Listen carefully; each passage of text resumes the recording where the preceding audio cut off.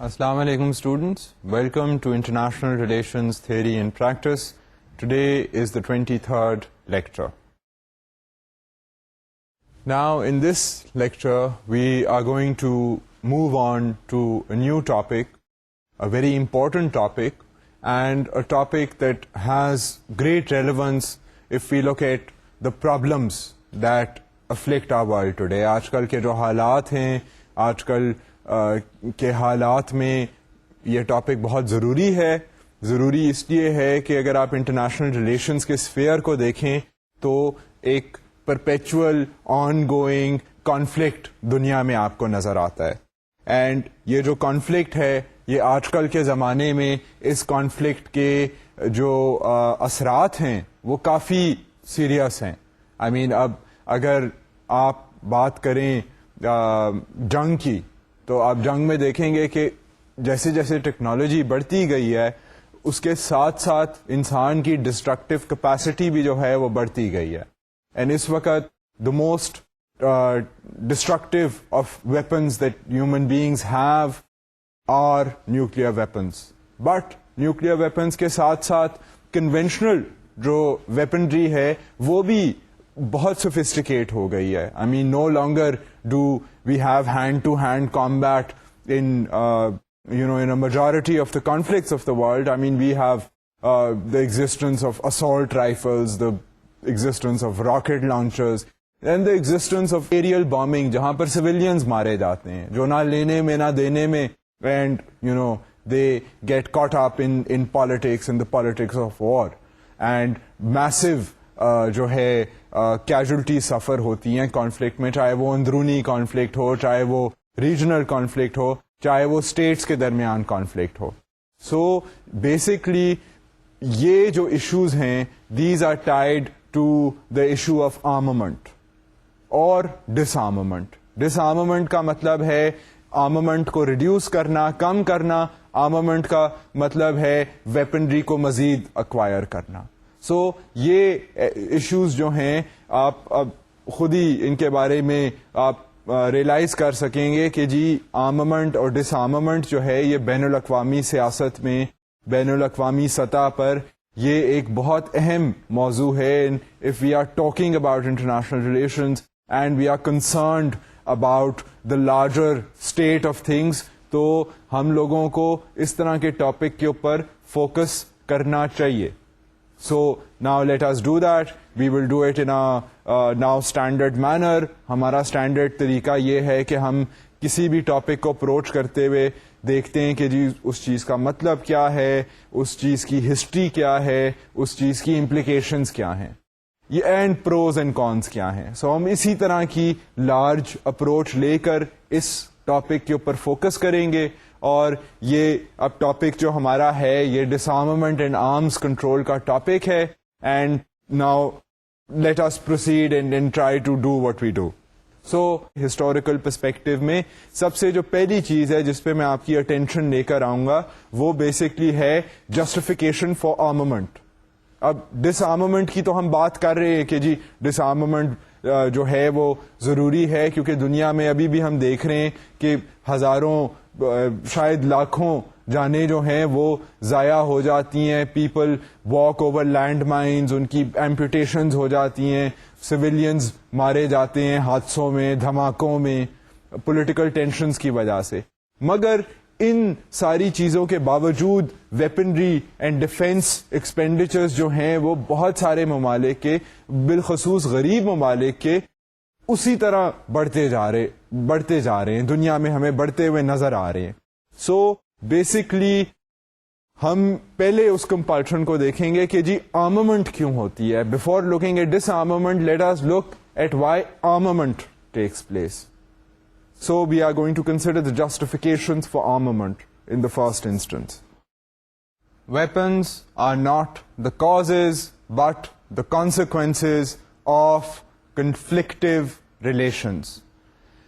اگر اب آپ ویپنری کی جو کمپلشن ہے, جو اسٹیٹس کی جو دوڑ لگی ہوئی ہے to acquire more and more sophisticated weapons, more destructive weapons, اگر آپ اس کو دیکھیں, اس کمپلشن کو دیکھیں کہ کیوں اسٹیٹس جو ہیں وہ سیکریفائز کرتی ہیں باقی چیزوں کو, ہیلتھ کے ایکسپینڈیچر کو, پاورٹی ریڈکشن کے ایکسپینڈیچر کو, باقی پبلک اسپینڈنگ کو, جس سے خوشحالی آئے, for the sake of acquiring more weapons. تو اسٹیٹس یہ کیوں کرتی ہیں؟ اگر آپ اس چیز کو دیکھیں تو اگر آپ گہری نظر سے اس چیز کو دیکھیں گے تو آپ کو یہ نظر آئے گا کہ وہ weapons for the sake of weapons acquire نہیں ہوتے. اٹس ناٹ کہ states are that stupid that they would just want to acquire more and more weapons.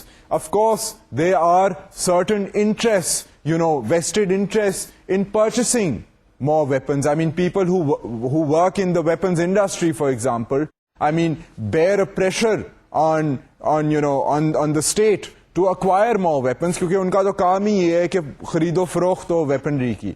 مگر اس کے ساتھ ساتھ آپ کو ذرا اگر آپ اس کے پیچھے جو لارجر مسئلہ ہے اس کو آپ جب تک نہیں سمجھیں گے آپ یہ ریئلائز نہیں کر سکیں گے کہ اسٹیٹس جو ہیں سیمنگلی, چاہے وہ امیر ممالک ہیں غریب ممالک ہیں, ویپنز پہ ان کا بڑا زور ہے. کیوں زور ہے؟ کیونکہ بیسکلی ویپنز جو ہیں وہ ایک صرف سمٹم ہیں. ویپنز ایک وجہ سے خریدے جاتے ہیں, اور وہ جو وجہ ہے وہ کنفلکٹیو ریلیشن ہے. اگر کوئی ٹینشن جب تک نہ ہو اور فیئر نہ ہو حملے کا, تو اسٹیٹس جو ہیں وہ اتنے اخراجات ویپنز کے اوپر نہیں کریں گی. So from the perspective of international relations you have to not only talk about weapons کہ جی ویپنز بہت ہیں, آپ کو یہ دیکھنا پڑے گا کہ جی ویپنز کیوں ہیں. ویپنز کوئی نہ کوئی کنفلکٹیو سچویشن کی وجہ سے ہوں گے. So in international relations till a conflictive situation is resolved, states will go on acquiring more weapons. So یہ آپ کو you have to look at the idea of weapons from another perspective, from the political perspective. A historical survey of the arms race indicates that during the past 2 centuries, this form of international competition often ends peacefully in recognition of the military superiority of one side or the other.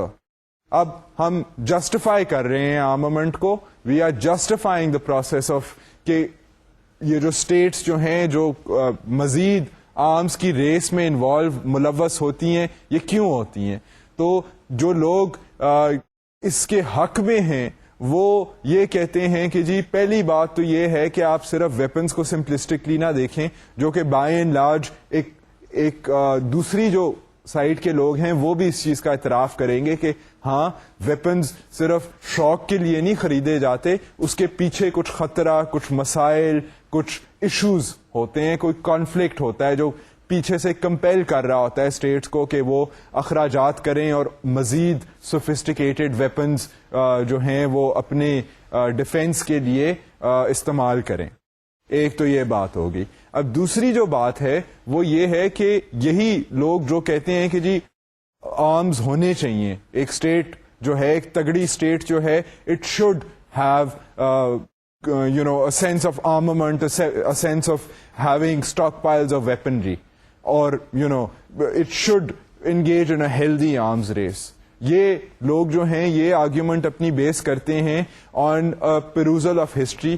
یہ کہتے ہیں جی آپ history میں اگر دیکھیں تو آپ کے پاس جتنا بڑا ڈنڈا ہوگا نا اتنا ہی آپ اپنے ملک میں امن اور چین جو ہے وہ سیکیور کر سکیں گے. سو یہ یہ جو ڈنڈے والی مثال ہے, یہ ایک امریکن پریزیڈنٹ تھے جنہوں نے ورلڈ وار 1 کے ارد گرد یہ بات کی تھی کہ talk softly but carry a big stick. یہ میں نے شاید آپ کو پہلے بھی کوٹ کیا ہے ڈیورنگ دس لیکچر. بٹ اس کا یہ ریزن ہے کہ آپ کے پاس جب آرمز آپ کے پاس ہوں گے, آپ ایکچولی آپ کو لڑنا نہیں پڑے گا, اسٹیٹ کو لڑنا نہیں پڑے گا.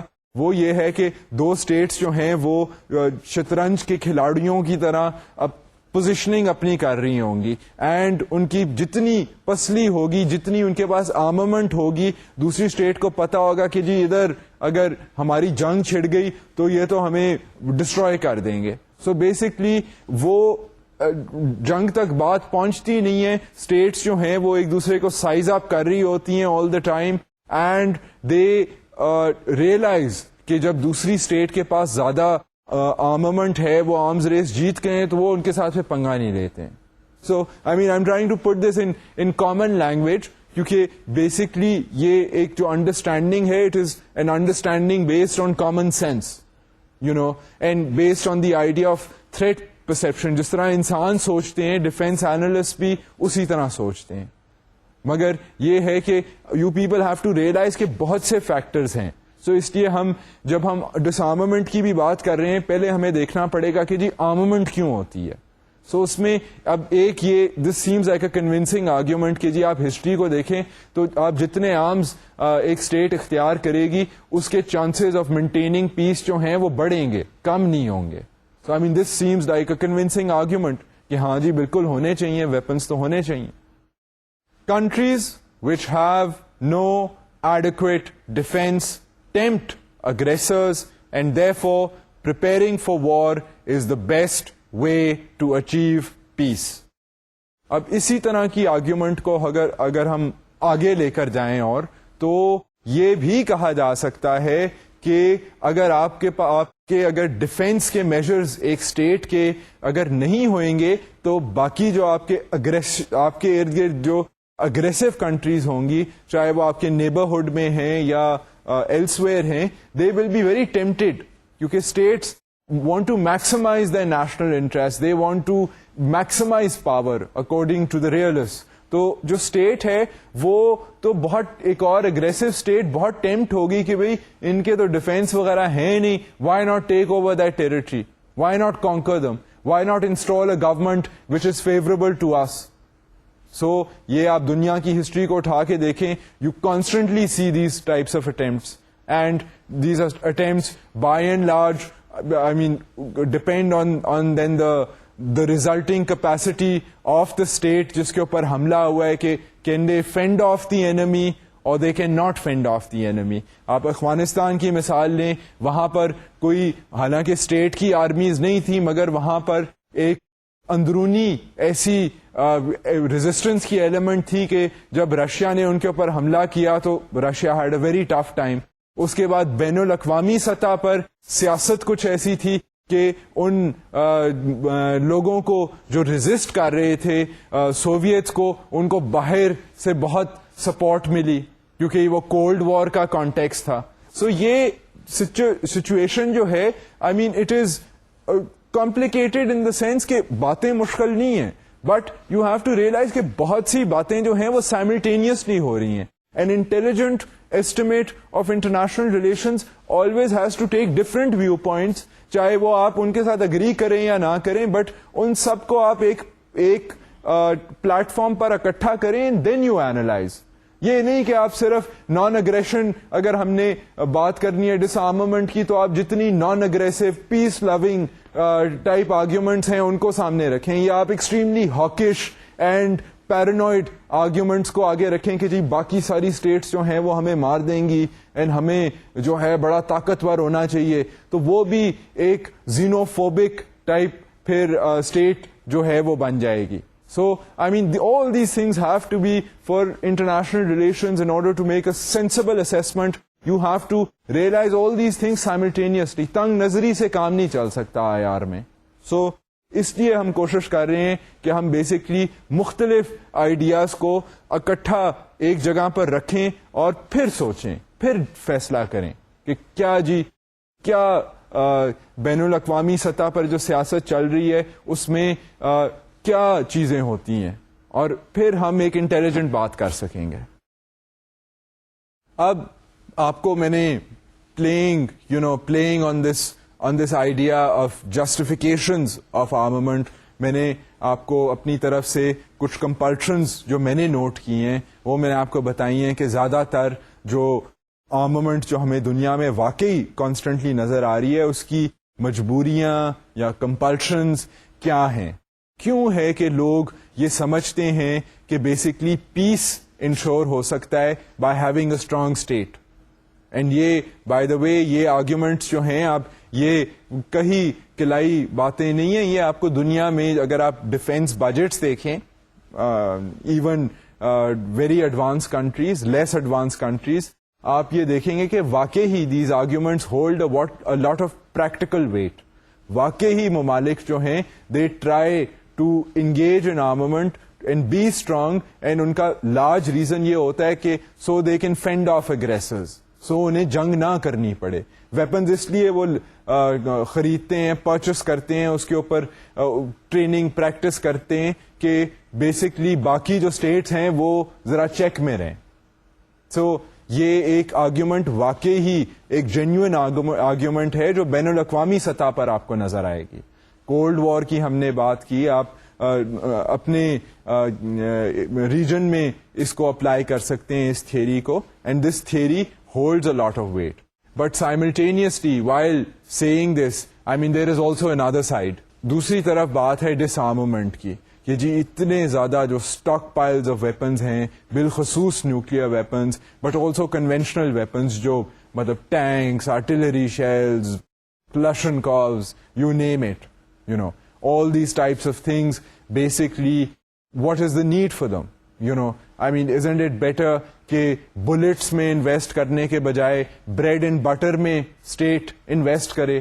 آئی مین یہ بھی ایک جینیوئن آواز ہے, پرٹیکولرلی ان ممالک میں جہاں پر لوگ بھوکے اور ننگے ہیں اور کروڑوں روپے کے, روپوں کے یا ڈالرز کے یا whatever the currency is, اس کرنسی کی آرمامنٹس اکوائر کر رہی ہے اسٹیٹ, اتنے اخراجات اس کو برداشت کرنے پڑ رہے ہیں ڈیفینس کے لیے. سو یہ آواز جو ہے یہ آپ کو افریقن ممالک میں نظر آئے گی, یا آپ کو ایشین ممالک میں نظر آئے گی.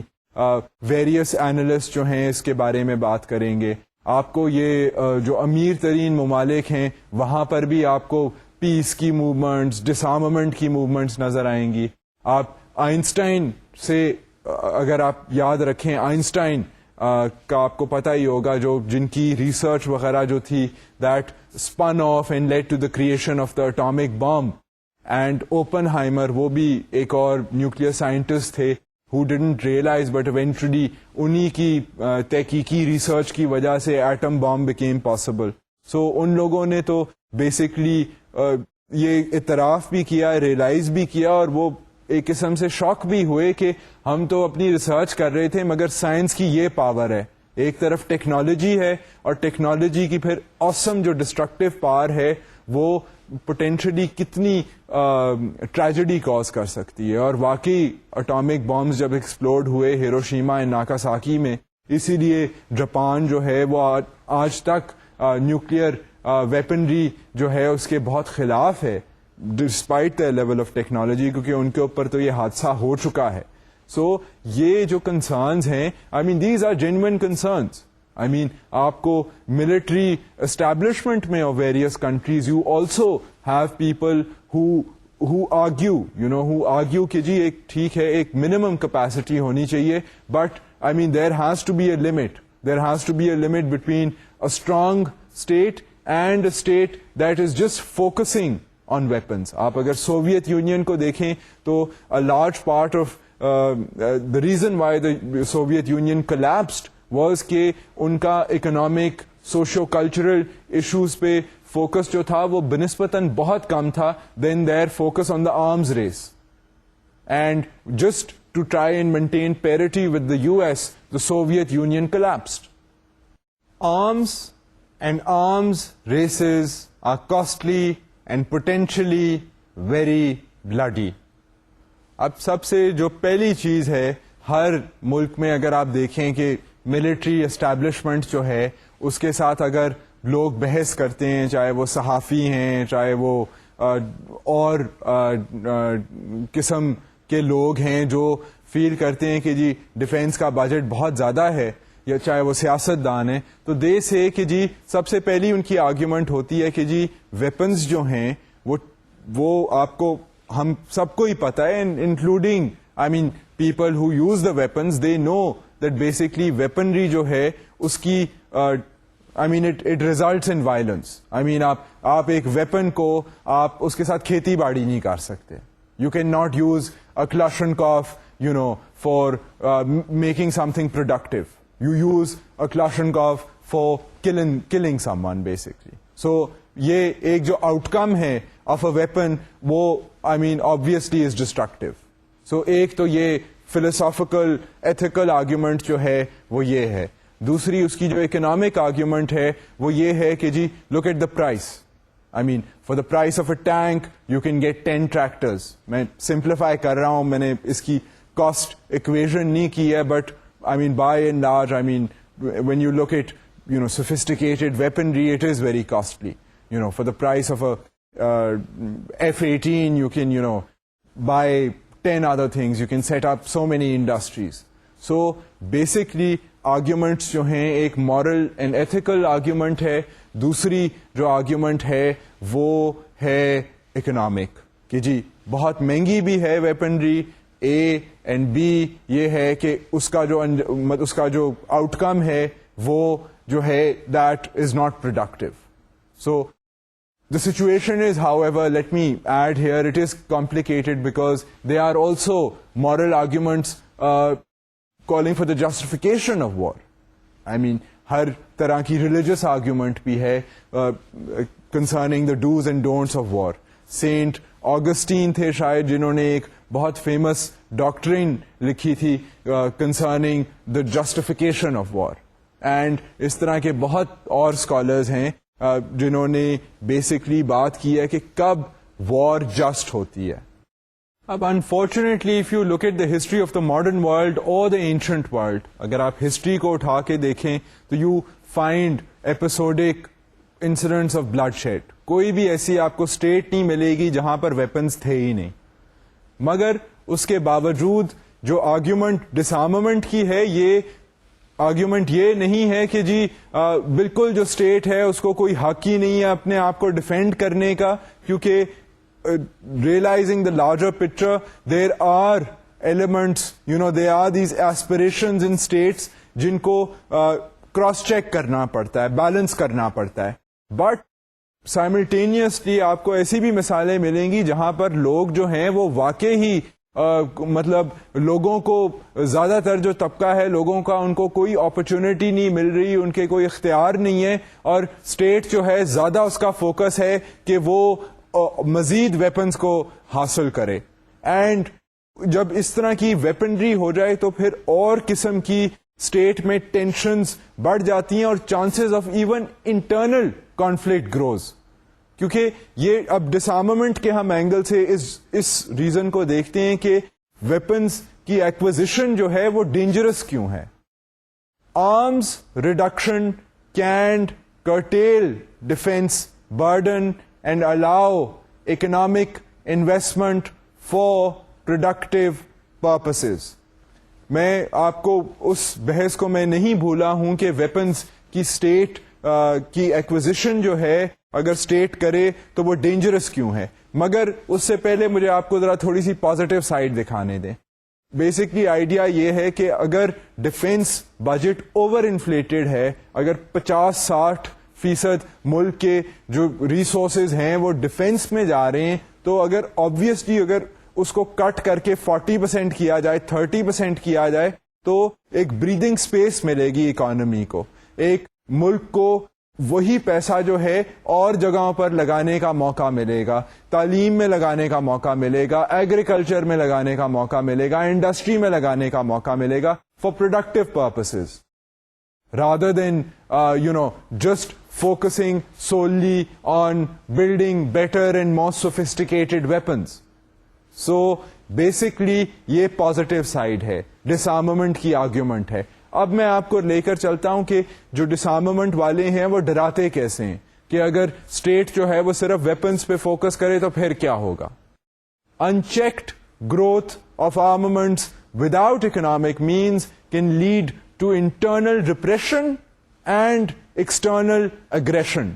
This I personally feel is perhaps a very convincing argument used by the disarmament people when they advocate their position with those who are in favor of armament. اب جو ایک طرف لوگ ہیں جن کی انٹرسٹ ہے کہ جی ویپنری کے اوپر اور فوکس کیا جائے اور مزید آرڈیننس فیکٹریز لگائی جائیں اور قسم کی سوفسٹیکیٹڈ ویپنری پر تحقیقیں کی جائیں, ٹیسٹ کیے جائیں اپنی کیپیسٹی کو شو کرنے کے لیے.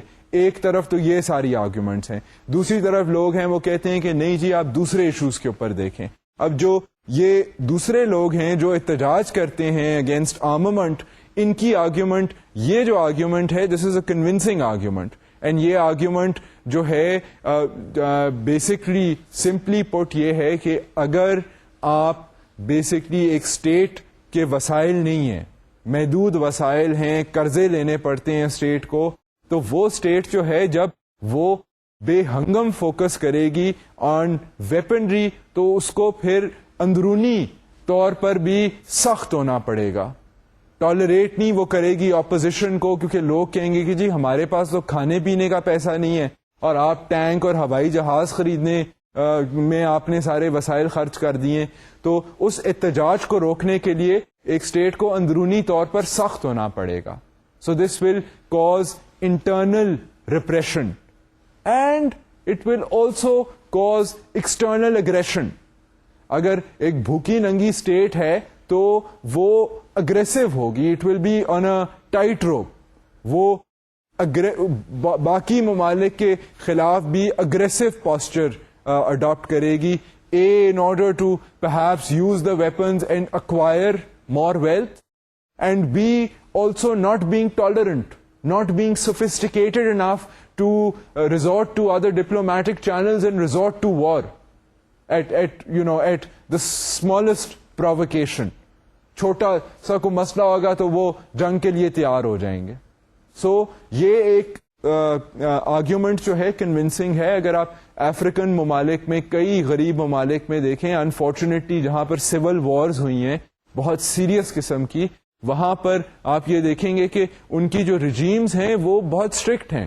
وہ کیونکہ ویپنز وغیرہ تو ایکوائر کر رہی ہیں, وہ لوگوں سے پھر کوئی بات سننے کے لیے تیار نہیں ہے. اینڈ اس کی آرمامنٹ کی وجہ سے اندرونی ان کے مسائل اینڈ بلڈ شیڈز جو ہیں وہ انکریز کرتے گئے. And we have many examples over this last century, particularly after the Second World War. And these are arguments which are convincing and disturbing arguments, and these are made by people who call for disarmament.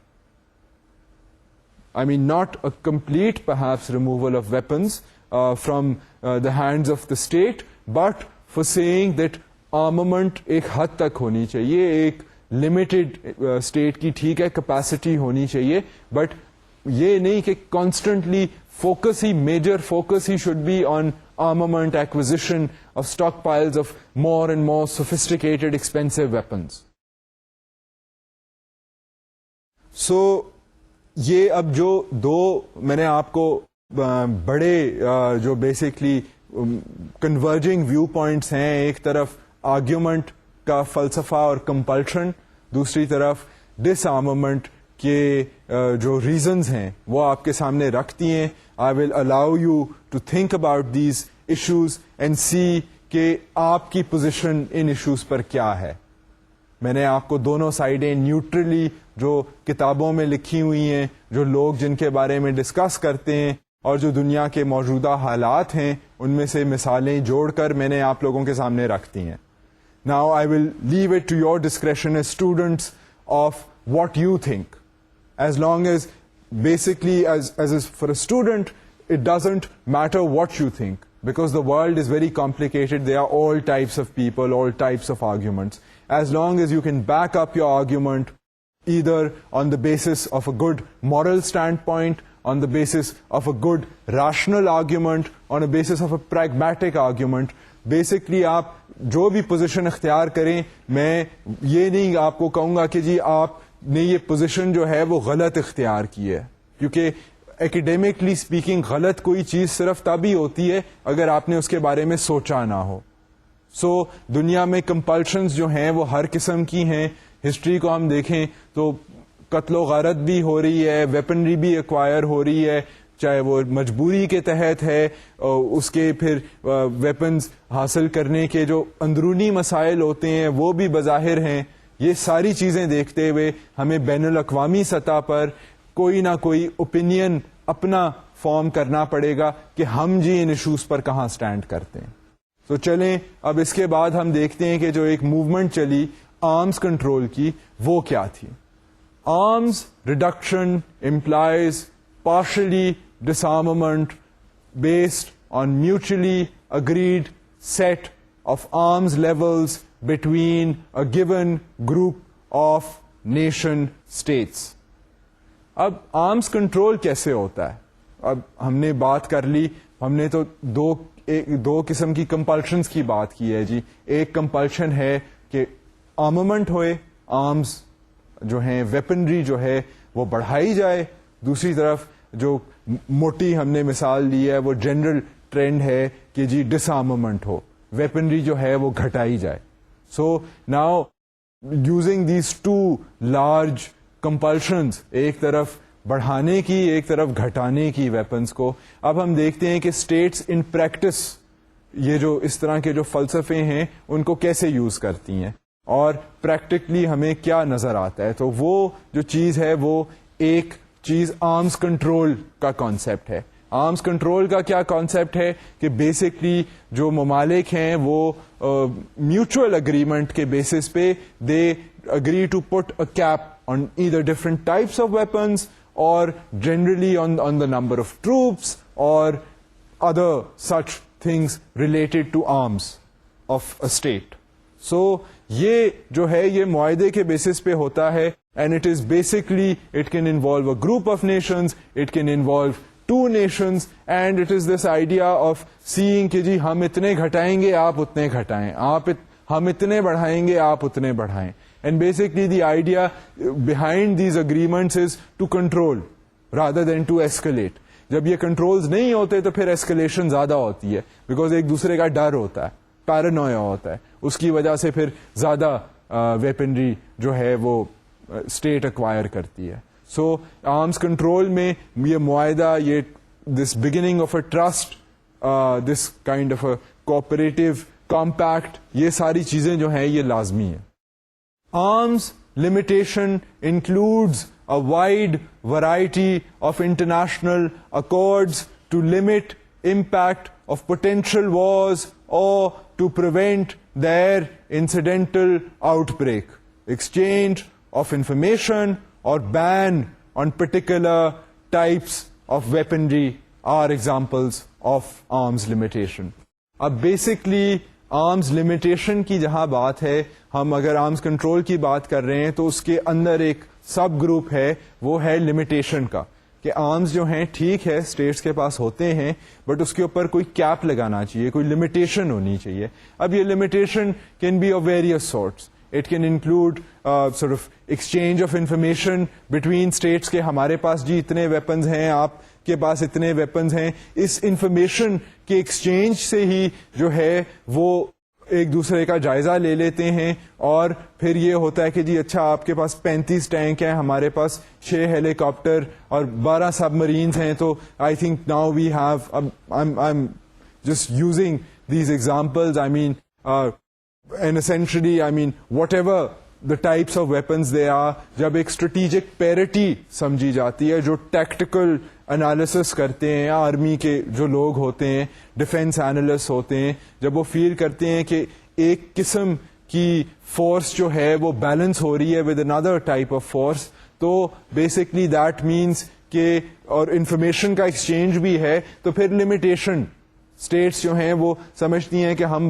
برابری کی طرف آ گئے ہیں, اب ہمیں مزید ضرورت نہیں ہے. آپ اخباروں میں بھی پڑھیں گے اپنے ملک کے بارے میں, ہمسائے ممالک کے بارے میں, کہ ٹینشن کاز ہو جاتی ہے اگر کوئی اور ملک جو ہے وہ اگر کوئی ٹیسٹ کر دے, تو پھر یہ ڈر ہو جاتا ہے کہ وہ جو پیرٹی ہے وہ اس سے بات نکل رہی ہے. اگر آپ کولڈ وار کے دوران دیکھیں, ہم نے مثالیں لی تھیں سالٹ کی, یہ اسٹریٹجک آرمز لمیٹیشن ٹاکس کی, تو اس میں بھی یہ معاہدہ تھا کہ بیسکلی جی کئی قسم کے جو ویپنز ہیں وہ یا ڈپلوائے نہیں ہوئیں گے یا یوز نہیں ہوئیں گے.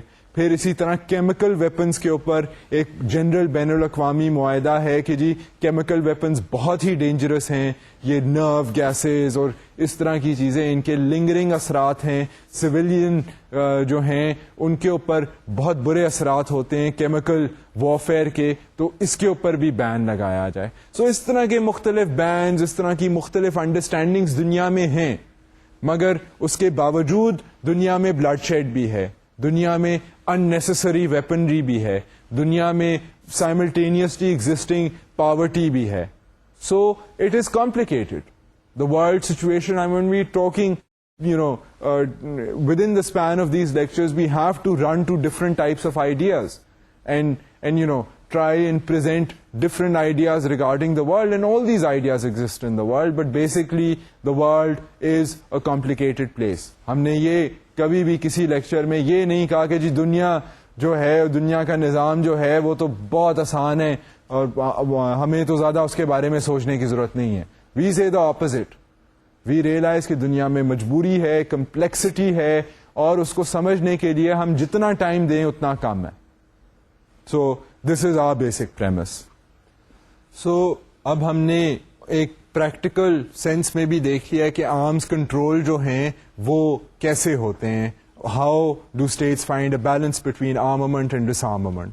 اب یہاں سے آپ کو میں ذرا تھوڑا سا ہسٹری میں لے کے جاتا ہوں, بالخصوص ڈس آرمامنٹ کی ہسٹری میں, کہ کب سے لوگوں نے یا موومنٹس نے شور مچانا شروع کیا ہے, پریشر ڈالنا شروع کیا ہے اسٹیٹس کے اوپر کہ وہ ویپنس کے اوپر اپنا فوکس جو ہے وہ ذرا چیک میں رکھیں. Disarmament attempts can be traced back to the Treaty of Westphalia in 1648, which stipulated against the need for building fortifications. آپ لوگوں کو یہ ٹریٹی یاد ہوئے گی, ہم نے اس کا پہلے بھی ذکر کیا ہے. یورپین ممالک نے جب کوشش کی کہ آپس میں کانسٹنٹ اسٹیٹ آف وارفیئر سے نکلیں, انہوں نے یہ معاہدہ سائن کیا, پرانا معاہدہ ہے, اور اس میں یہ اعتراف ہوا کہ جی اگر ہم ایک دوسرے کے ساتھ امن چین کے ساتھ رہنا چاہتے ہیں تو بیسکلی ہمیں یہ کرنا پڑے گا کہ ہم جو constant state of war and acquisition of weaponry and suspicion کا ماحول ہے اس کو ہم کم کریں. سو بیسکلی ہمیں یہ ڈس آرمامنٹ کی آرگیومنٹ جو ہے یہ اتنے پرانے پالیٹکس میں بھی نظر آتی ہے. In 1816, the Tsar of Russia proposed to the British government the reduction of armaments. This call was not very well received. پھر ہم دیکھتے ہیں after a while that Tsar of Russia جو تھے, جو کنگ تھے رشیا کے, انہوں نے انگلینڈ کو کہا, کیونکہ انگلینڈ کے ساتھ, گریٹ برٹن کے ساتھ رشیا کی گریٹ گیم چل رہی تھی, تو انہوں نے, اور ٹینشن تھی کیونکہ بڑے پاورفل ممالک تھے اس زمانے میں اس ریجن میں, تو زار نے انگلینڈ کو کہا کہ واقعی ہی اب ذرا ہمیں ویپنری کم کرنی چاہیے. بٹ ان کی جو بات تھی وہ اس وقت برٹش امپائر اپنے عروج پر تھا, پار کے حاصل کرنے کے مقاصد میں تھا, تو دے ignored the call of the tsar of Russia. In 1863 and in 1869, France made similar calls for disarmament in Europe, but it too was ignored. So basically France نے بھی تھوڑی سی کوشش کی اس زمانے میں, اس وقت اتنی ملٹی لیٹرل پلیٹ فارمز نہیں تھیں, but France also tried to talk about disarmament, but اس کا بھی کوئی, ہم ہسٹری میں دیکھتے ہیں, کوئی خاص اثر نہیں ہوا. In 1898, the Tsar of Russia called on European powers to gather at The Hague to discuss disarmament, a suggestion which was well received, leading to the first Hague Peace Conference attended by 28 states. اب جو tsar of Russia تھے انہوں نے پھر persist کیا, تو we see کہ by the end of that century, by the end of the 19th century, ایک ہیگ کی جو کانفرنس ہیگ میں ہوئی, پیس کانفرنس, اور وہ واقعی ہی جو پیس کانفرنس تھی, this was now an achievement. If you look at history, that I mean this is over 100 years ago, and an attempt was made to talk about peace in the world, and 28 ممالک نے اس conference کے اندر حصہ لیا. ان 1907 another conference was held at The Hague for the same purpose. اسی طرح 1907 میں Hague میں ایک اور کانفرنس ہوئی, اس کا بھی مقصد جو تھا وہ پیس تھا, اینڈ پیس تھرو ڈسارمامنٹ تھا. میں ان کے اوپر اتنا فوکس نہیں کر رہا ہوں کانفرنسز پہ, knowing that all you have to do is type in the year, type in the name of the place, and type in the word peace conference and آپ کو ہزاروں ڈاکیومنٹس مل جائیں گی اوور دا انٹرنیٹ. اینڈ اس کے علاوہ جو میں ہینڈ آؤٹس وغیرہ ہیں ان کے اندر تھوڑا سا آپ کو ویب سائٹس کا ذکر کر دوں گا اینڈ کچھ مزید انفارمیشن دے دوں گا. So I am just going to quickly go through these ideas, these events. Both conferences called upon military and naval experts to propose reducing military expenditures through disarmaments, but the major powers were not ready for such moves in practice. اب یہ conferences جو تھیں یہ اس لیے اہم تھیں کہ یہاں پر کوشش کی گئی، یہ بات کی گئی کہ ملٹری جو اخراجات ہیں ممالک کے، جو کہ اب برڈن سم بننے شروع ہو گئے تھے، ابھی نہیں بلکہ ایک سنچری پہلے، ان برڈنز کو کم کیا جائے. اور بیسکلی یہ ممالک نے بیٹھ کر اس طرح کی باتیں بھی کیں، آپس میں معاہدے کرنے کی کوشش کی، بٹ ان پریکٹس اگر دیکھا جائے تو these types of aspirations did not result in reality. اگر ہم انٹرنیشنل ریلیشنز کو دیکھیں and we look at what happened there after in history, تو we realise that a lot of things that were agreed upon, the ideas that were agreed upon and shared in these conferences could not be turned into reality.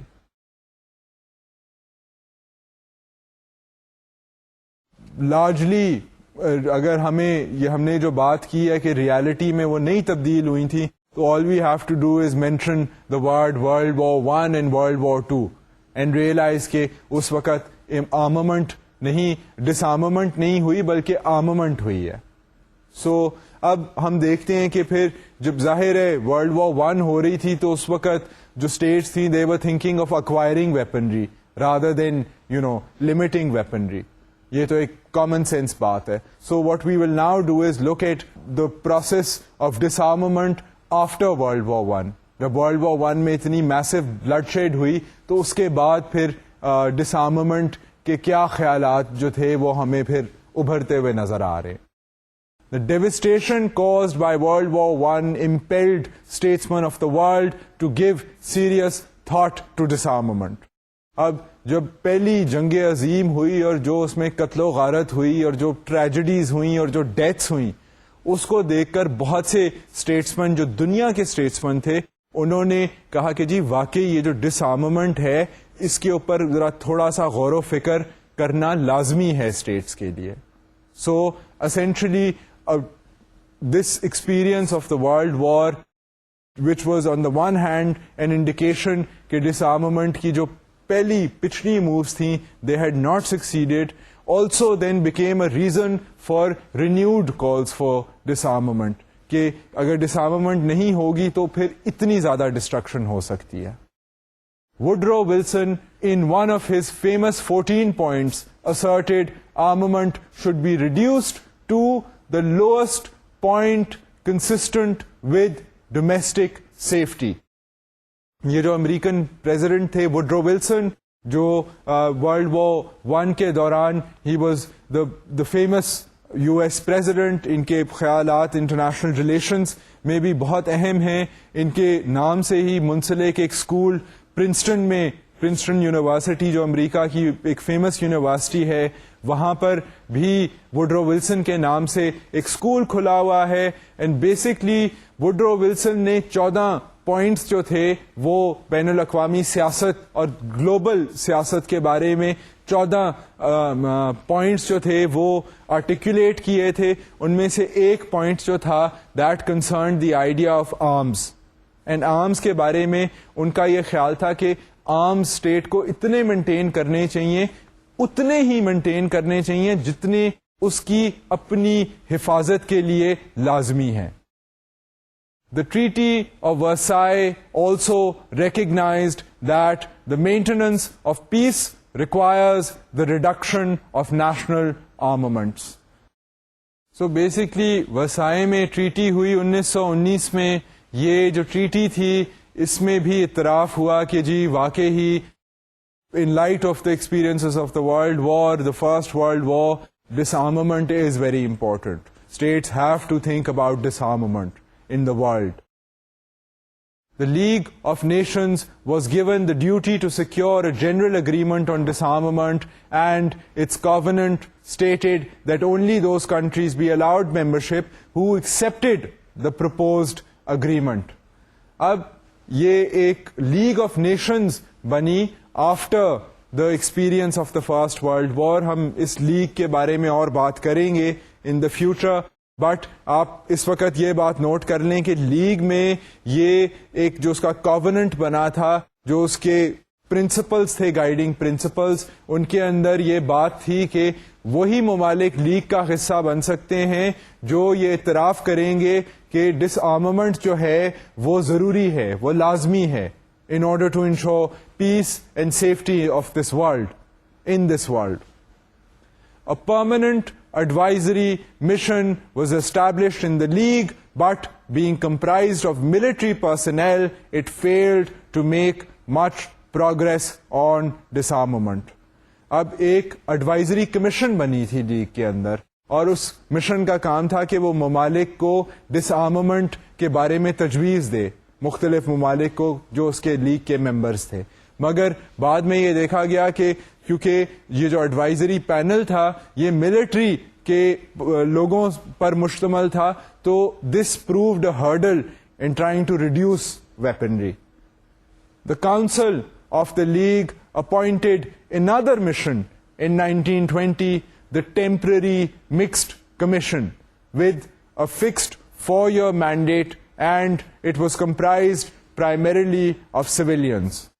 اب یہ جب league of nations میں یہ دیکھا گیا کہ جی military personnel جو تھے they were reluctant to try and disarm, to talk about disarmament, تو پھر ایک اور پینل بنایا گیا.